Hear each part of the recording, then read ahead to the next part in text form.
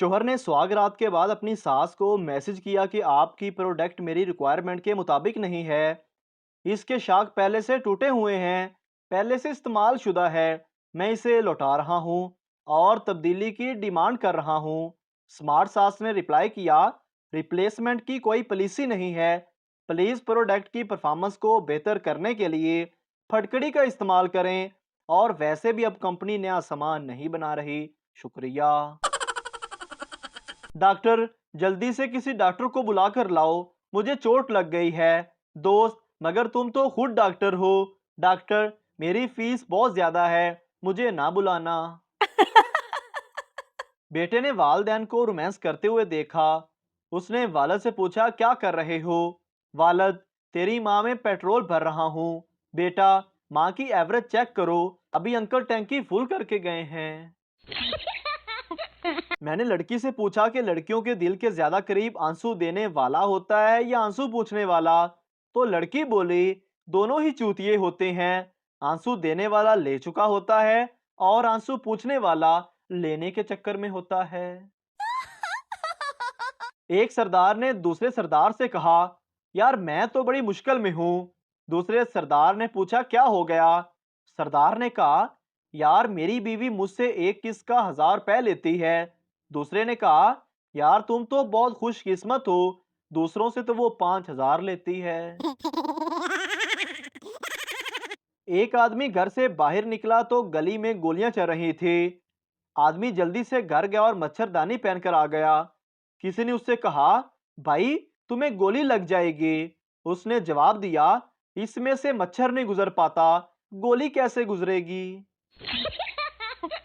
Pathan Dubai के एक hotel में रोज खाने के बाद हड्डी चबा रहा था। पास बैठा इंडियन बिस्किट खा रहा था। उसने पठान से तंजिया अंदाज में पूछा, खान, तुम लोग हड्डी भी नहीं छोड़ते, तुम्हारे मुल्क में कुत्ते क्या खाते हैं? पठान बोला, हमारे मुल्क में कुत्ते बिस्किट खाते हैं। एक सरदार की बेवा औरत से शादी हुई तो बीवी सुहागरात के बाद लड़ते हुए बोली, मुझे अभी तलाक चाहिए। सरदार के तोते उड़ गए। हैरानी से पूछा, बेगम क्यों, क्या हुआ? बीवी बोली, अबे जितना तेरा सामान है उससे बड़ी मेरे पहले शोहर की जबान है। बीवी, आराम से करो, शालीमार एक्सप्रेस चला रहे हो क्या? शोहर, नहीं तो मालगाड़ी चलाऊं क्या? इतने में बच्चा बेड से गिर गया और कहने लगा, जो मर्जी चलाओ मगर सवारियां तो ना गिराओ। एक पठान ने लिफ्ट मांगी। कार रुकी तो वो जल्दी से अंदर बैठ गया, मगर ये देखकर हैरान रह गया कि ड्राइविंग सीट पर कोई नहीं है और कार खुद चल रही है। पठान डर के मारे चुपचाप बैठा रहा। कार आहिस्ता आहिस्ता चलती रही।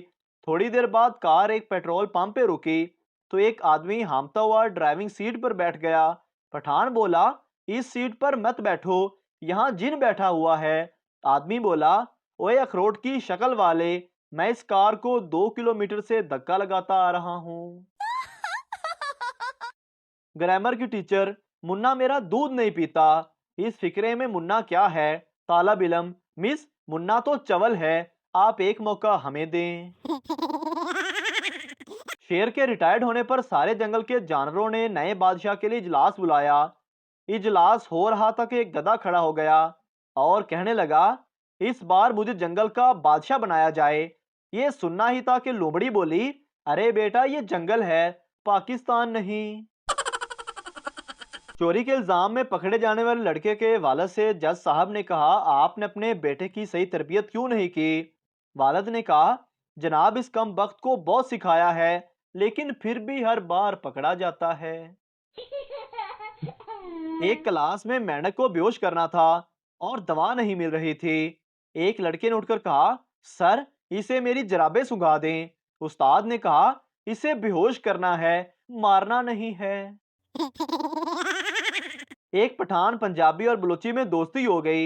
एक दिन तीनों दोस्त एक पीर साहब के पास गए तो पीर साहब ने पूछा, तुम तीनों किस किस के मुरीद हो? पठान बोला, मैं दाता साहब का मुरीद हूँ। बलोची बोला, मैं सुल्तान बाहू का मुरीद हूँ। पंजाबी खड़ा हुआ और बोला, मैं रन मुरीद हूँ। एक सरदार बहुत सारे फल सूरज की रोशनी में सुखा रहा था।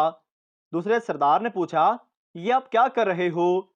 सरदार बोला, यार मैं बीमार हूँ और डॉक्टर ने ड्राई फ्रूट खाने का मशवरा दिया है। राणा लड़की के साथ रेस्टोरेंट गया। खाने पीने के बाद राणे के पास बिल के लिए 1 रुपया भी नहीं था।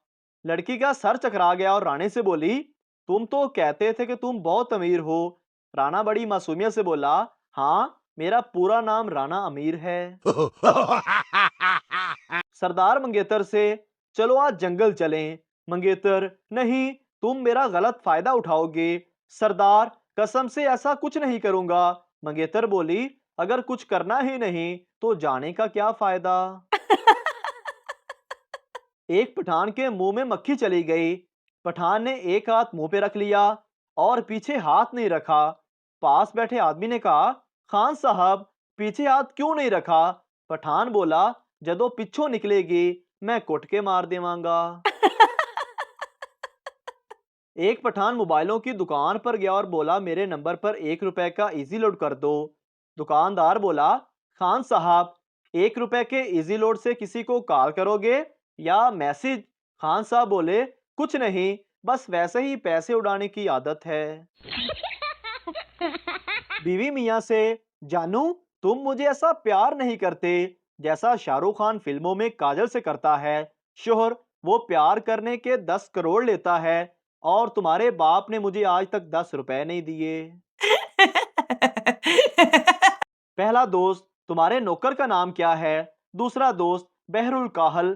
पहला दोस्त, ये कैसा नाम है? दूसरा दोस्त, क्योंकि ये बहरा भी है और काहल भी, इसीलिए हमने इसका नाम बहरुल काहल रखा हुआ है। पुराने वक्तों में औरत का अपने शोहर का नाम लेना बहुत मायूब समझा जाता था। एक खातून के शोहर का नाम मक्खन था, लिहाजा लफज मक्खन उसने कभी अपनी जबान पर ना लाया था। एक दफा वो लस्सी रड़क रही थी। एक पड़ोसन उसके पास आकर बैठ गई और उसने तैया किया कि आज तो उससे शोहर का नाम कहलवा के रहूंगी। जब खातून ने सारा मक्खन इकट्ठा किया तो वो पेड़ा बन के डोली के ऐन वुस्त में तैरने लगा। पड़ोसन ने झट से पूछा, ये लस्सी के ऊपर क्या तैर रहा है? खातून ने जवाब दिया, ये मुन्ने के अब्बा तैर रहे हैं।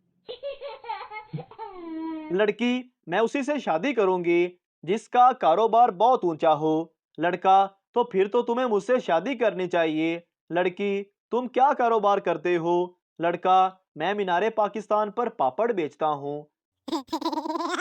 बीवी ने उंगली के इशारे से शोहर को बुलाया।